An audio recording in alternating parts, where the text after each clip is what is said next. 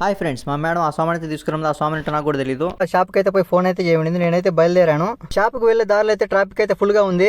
ఎందుకు ఇంత ట్రాఫిక్ ఉందా అనుకుంటూ వెళ్ళాను. వెళ్లే దావలో ఫైర్ ఇంజన్లు పోలీసులు అయితే ఎక్కువ మంది అయితే ఉన్నారు.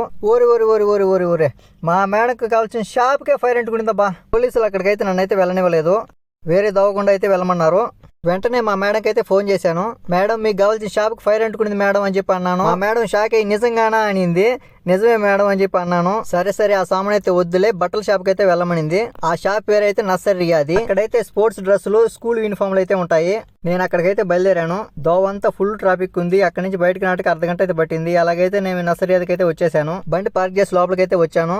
వాళ్ళ కొడుకు బట్టలు అయితే కావాలని చెప్పింది. ఆ సైజు మాత్రం నన్నే చూడమని చెప్పింది. ఎందుకంటే 6 సంవత్సరాల నుంచి పని చేస్తున్నా కాబట్టి నాకు తెలుసు వాళ్ళ సైజు. బట్టలు అయితే ఫోటో పెట్టాను. ఈ కలర్ అయితే సెలెక్ట్ చేసింది. క్యాషియర్ కాడికి వెళ్ళి బిల్ అయితే వేసుకున్నాను. 5.5 దినాలు అయితే అయింది. 5.5 అంటే ఇండియాలో 500 రూపాయలు. అక్కడ మా మేడం పని అయిపోయింది. Video subscribe.